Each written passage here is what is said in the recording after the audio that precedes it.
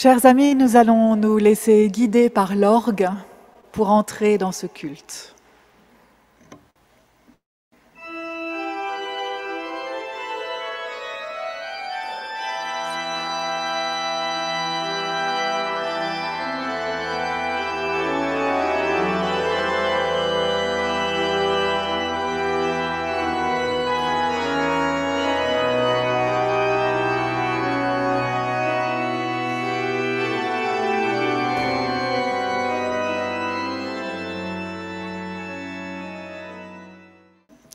Bienvenue à toutes, bienvenue à tous, bienvenue à vous qui êtes là par Zoom. Je dis bien qui êtes là. Vous êtes avec moi dans ce temple, vous êtes avec tous ceux qui sont là. Bienvenue à vous qui êtes assis sur ces bancs.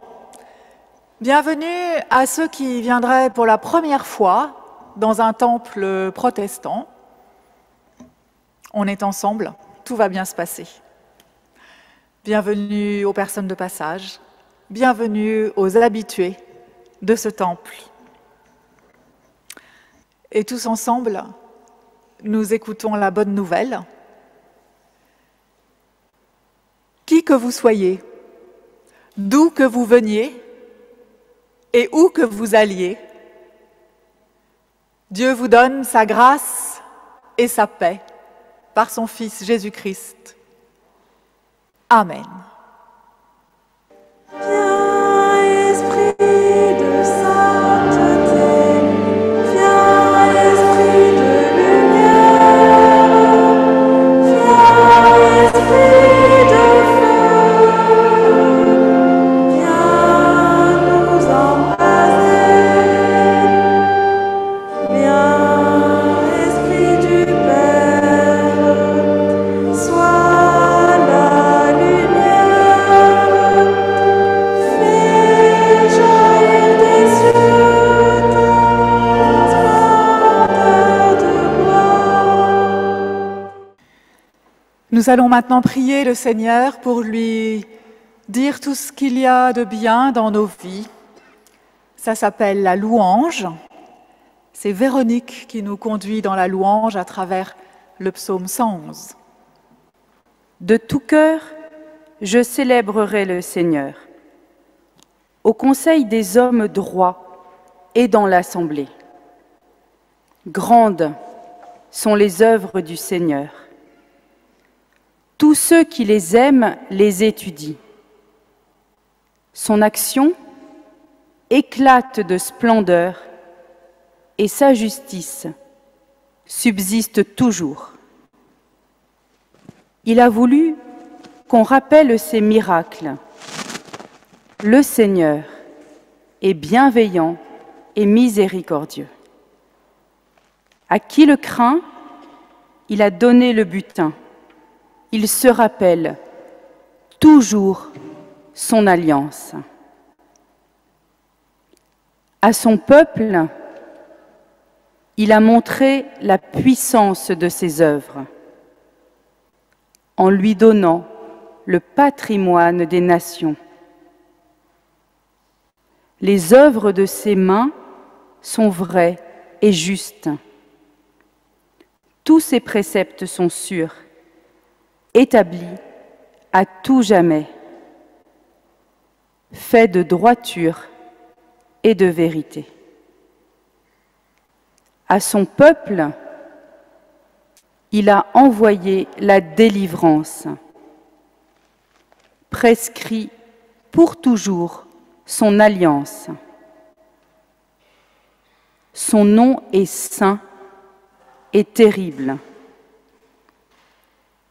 Le principe de la sagesse, c'est de craindre le Seigneur. Tous ceux qui font cela sont bien avisés. Sa louange subsiste toujours. Je louerai l'Éternel de tout mon cœur. Je raconterai toutes tes merveilles. je chanterai ton nom.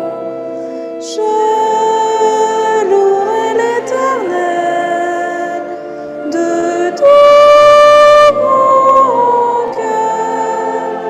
Je ferai de toi le sujet de ma joie. Alléluia.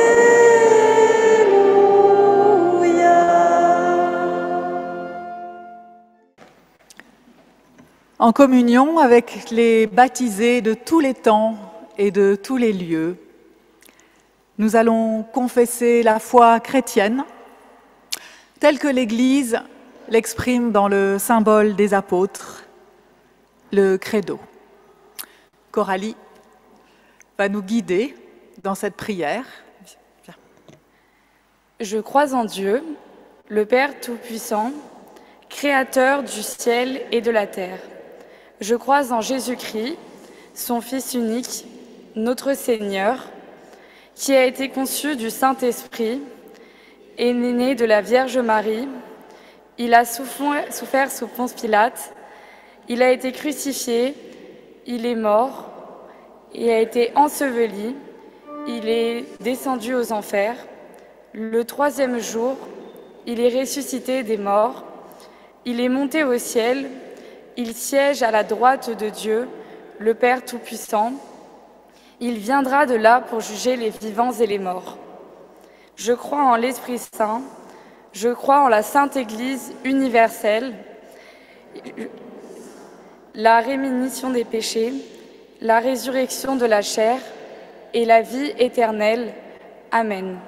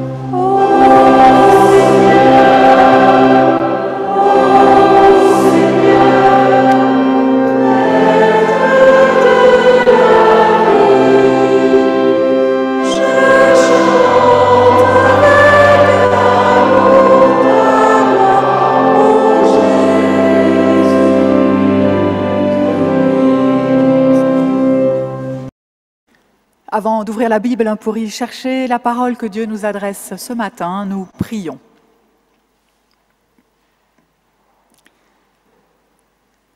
Seigneur, donne-moi maintenant ta parole. Qu'elle ne m'irrite pas quand c'est moi que tu remets en question. Qu'elle ne me réjouisse pas quand c'est les autres que tu vises. Empêche-moi de lui échapper si elle me secoue, de l'écarter s'il m'en coûte de la suivre.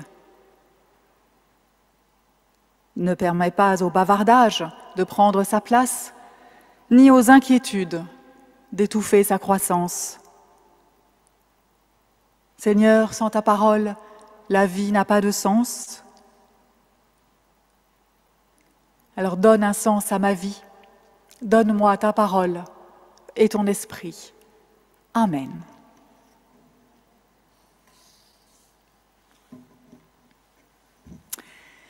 Eh bien, ce matin, je vous emmène faire une petite balade dans la Bible. Nous allons lire 4 textes bibliques, ils sont très courts, dans l'Ancien et dans le Nouveau Testament. Nous commençons dans le livre du Deutéronome, au chapitre 6, les versets 4 à 9. C'est Moïse qui parle et il transmet au peuple tous les ordres qu'il vient de recevoir de Dieu. « Écoute, Israël, le Seigneur, notre Dieu, est le Seigneur un.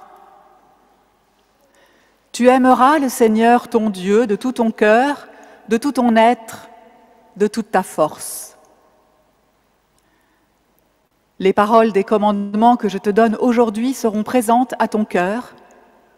Tu les répéteras à tes fils et à tes filles.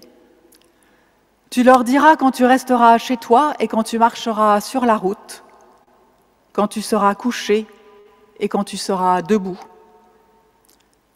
Tu en feras un signe attaché à ta main, une marque placée entre tes yeux. Tu les inscriras sur les montants de porte de ta maison et à l'entrée de ta ville.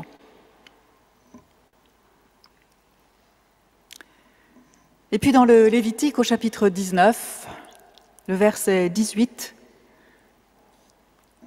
nous dit une parole que le Seigneur adresse à Moïse. Tu aimeras le prochain, tu aimeras ton prochain comme toi-même, c'est moi, le Seigneur.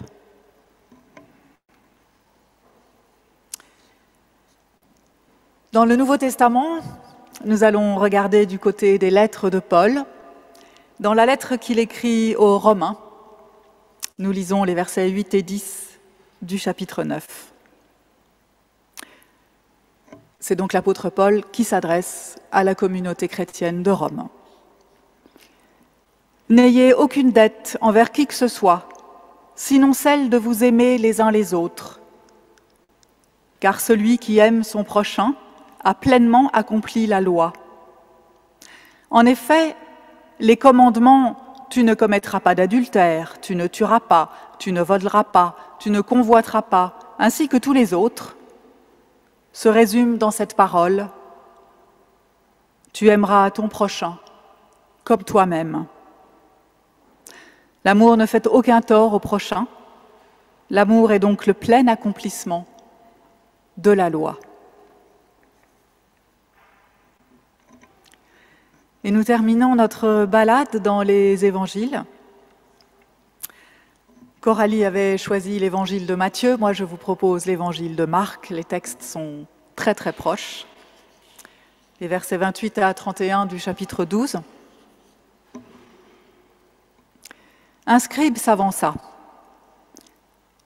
Il les avait entendus discuter et voyait que Jésus leur avait bien répondu.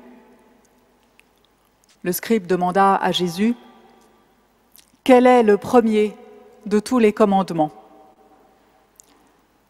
Jésus répondit « Le premier, c'est « Écoute, Israël, le Seigneur notre Dieu est l'unique Seigneur. Tu aimeras le Seigneur ton Dieu de tout ton cœur, de toute ton âme, de toute ta pensée et de toute ta force. Voici le second. Tu aimeras ton prochain comme toi-même. Il n'y a pas d'autre commandement plus grand que cela. »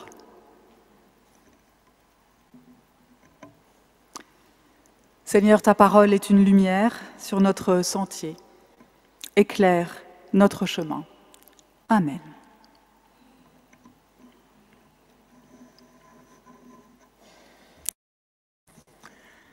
J'ai donc choisi, pour la prédication de ce matin, de partir du verset choisi par Coralie.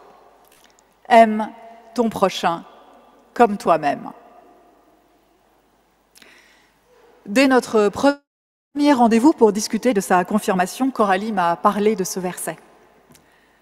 Elle nous l'a dit, c'est quelque chose de très important pour elle, et je peux en témoigner.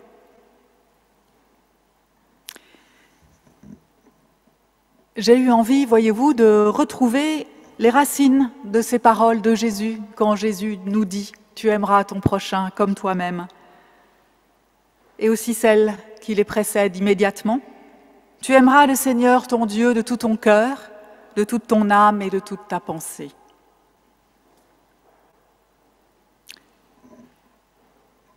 Et pour retrouver les racines de ces paroles de Jésus, nous avons lu dans l'Ancien Testament le passage du livre du Deutéronome et celui du livre du Lévitique. Jésus, en bon juif qu'il était, et en plus spécialiste des textes bibliques, il connaissait ces livres par cœur. C'était le fondement de sa culture, le fondement de sa relation à Dieu. Alors si on fait une très brève étude de l'histoire de l'écriture de ces versets dans le Nouveau Testament, on pourrait présenter les choses comme ça. Dans le Nouveau Testament, les écrits les plus anciens, ce sont ceux de Paul. Ce sont chronologiquement ceux qui sont le plus proches de Jésus. Paul est donc le premier qui reprend le verset du Lévitique sur l'amour du prochain pour en faire un commandement unique, celui qui résume tous les autres, comme nous l'avons lu dans la lettre aux Romains. Et puis, chronologiquement, vient l'évangéliste Marc. Marc a-t-il connaissance de ce que Paul a écrit? Moi, je ne saurais le dire, mais en tout cas, il met ensemble cet amour de Dieu, cet amour pour Dieu, puisé dans le Deutéronome, et l'amour du prochain, venant du Lévitique, et que Paul a déjà repris. Alors le lien fort entre l'amour pour Dieu et l'amour pour le prochain existait déjà dans l'Ancien Testament, mais Marc, vraiment, je crois, on peut dire, le formalise. Et puis viendront Matthieu et Luc qui écrivent un peu plus tard, qui connaissent le texte de Marc et le reprennent chacun dans leur évangile. Alors retracer même très brièvement, comme je viens de le faire, le chemin de ces petits versets, voir comment la Bible nous dit qu'ils prennent place dans la bouche de Jésus. Je trouve que cela leur donne de l'épaisseur et cela permet de mieux appréhender ce que Jésus veut nous dire. Ces deux commandements, de l'amour pour Dieu, de l'amour pour le prochain, et tout ce qui les relie, vont guider cette prédication, même si nous allons nous focaliser sur l'amour du prochain, pour suivre les pas de Coralie. Coralie nous a dit tout à l'heure, je cite, « En aimant son prochain comme soi-même, on s'assure de bien traiter l'autre, notre semblable, auprès de Dieu. » Fin de citation. Tu n'es pas d'accord, Coralie? Tu n'as pas dit ça? Si. Hein? Voilà, ce sont ces mots. Alors hier matin, dans ce temple, nous avons accueilli mon cher ami, le pasteur Jean-Paul Morlet, pour notre dernière séance d'études bibliques de l'année sur les 3 premiers chapitres de la Genèse. Nous avons parlé de Dieu créant l'être humain à son image.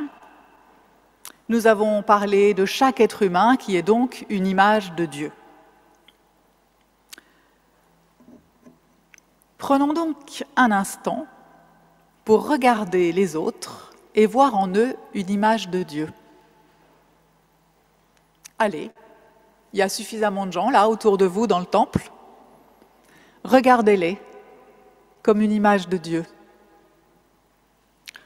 En ce jour de joie et de fête, ça ne doit pas être trop difficile. Alors évidemment, l'appartenance à l'une ou l'autre religion, ou même l'absence totale de religion n'a rien à faire dans l'histoire. Hein. Mettons-nous d'accord, Dieu n'est pas un être de religion. Vous avez tous repéré les images de Dieu en face de vous, à côté de vous? Alors je pense que ce petit tour de temple vous a aussi confirmé que les êtres humains sont tous différents.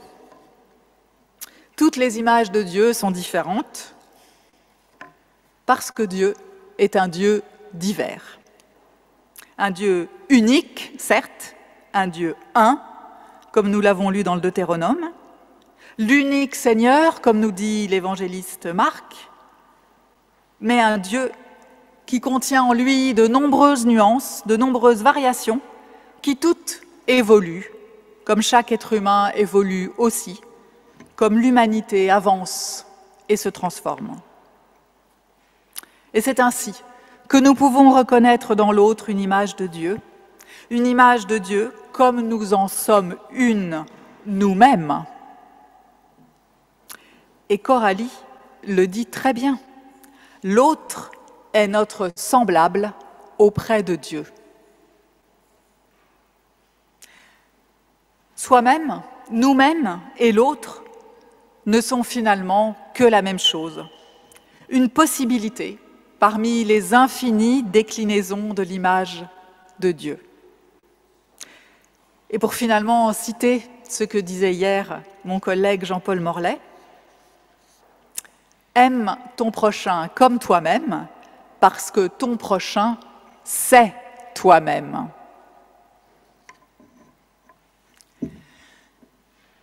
Alors, on trouve des interprétations de ce verset dans ce sens-là, que ton prochain, c'est toi-même. On trouve cela depuis très longtemps, et en particulier dans la grande tradition d'interprétation du judaïsme. Avec, par exemple, des traductions du verset du Lévitique « Tu aimeras ton prochain » comme toi-même. On trouve des traductions qui disent « Tu aimeras ton prochain, car il est comme toi ». Moi, je crois que je préfère « car il est comme toi » plutôt que « parce que c'est toi ». Aime ton prochain parce que c'est toi.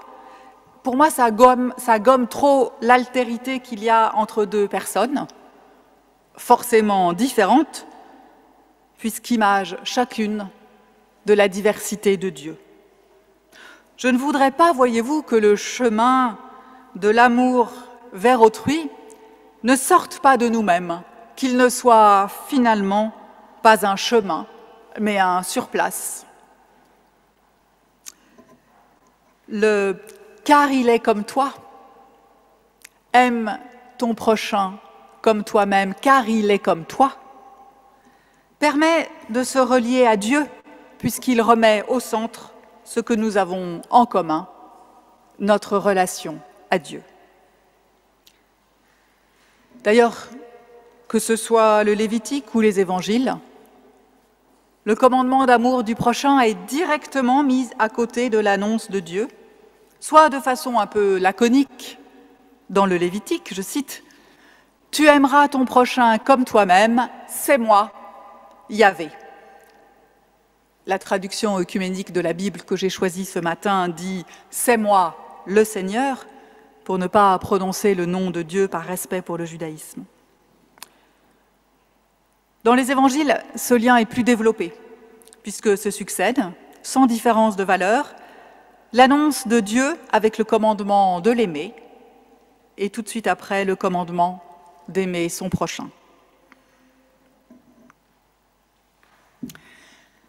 Alors à la lecture de la Bible, des évangiles en particulier, on peut dire que Dieu est amour.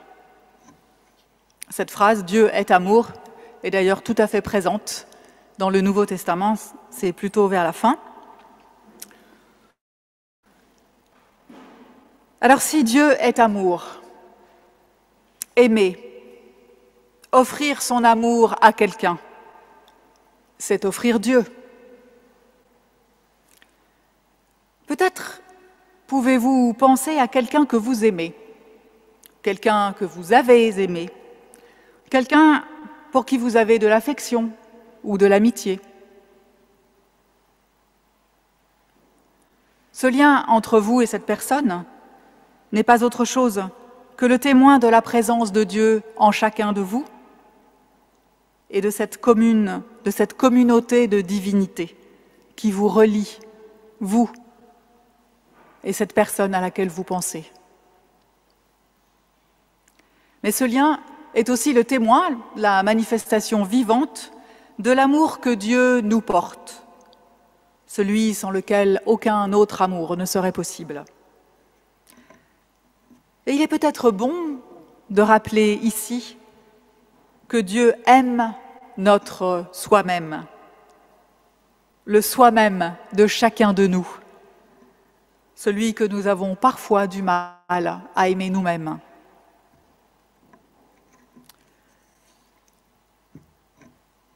Alors, comme le propose un ancien professeur de l'Institut protestant de théologie. Est-ce que dans ce « tu aimeras ton prochain comme toi-même », il ne faudrait pas entendre « tu aimeras ton prochain comme toi-même tu as été aimé ».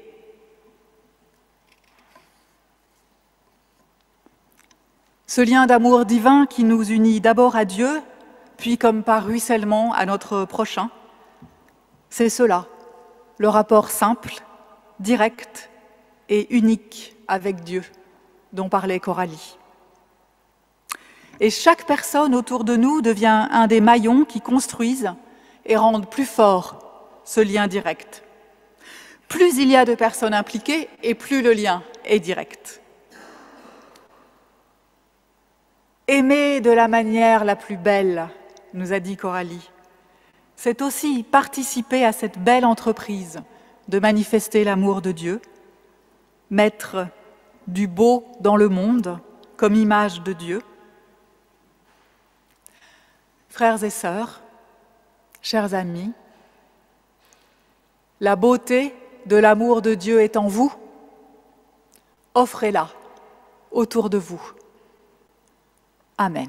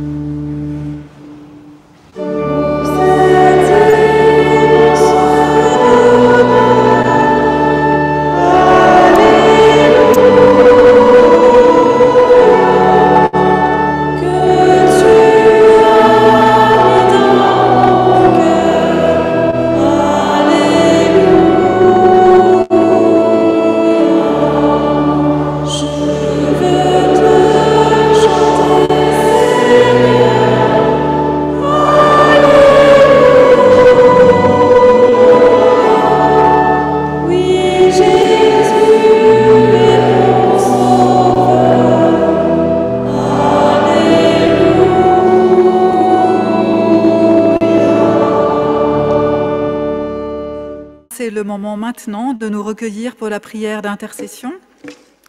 Nous faisons quelques instants de silence pour trouver au fond de nous-mêmes ce que nous allons présenter à Dieu. Dieu, toi qui es au-dessus de nous, toi qui es l'un de nous, toi qui es aussi en nous, fais que je te vois en tout le monde. Fais que tout le monde te voie aussi en moi. Fais que je te prépare le chemin, qu'alors je te remercie de tout ce qui m'arrive. Et qu'alors, surtout, je n'oublie pas la misère des autres.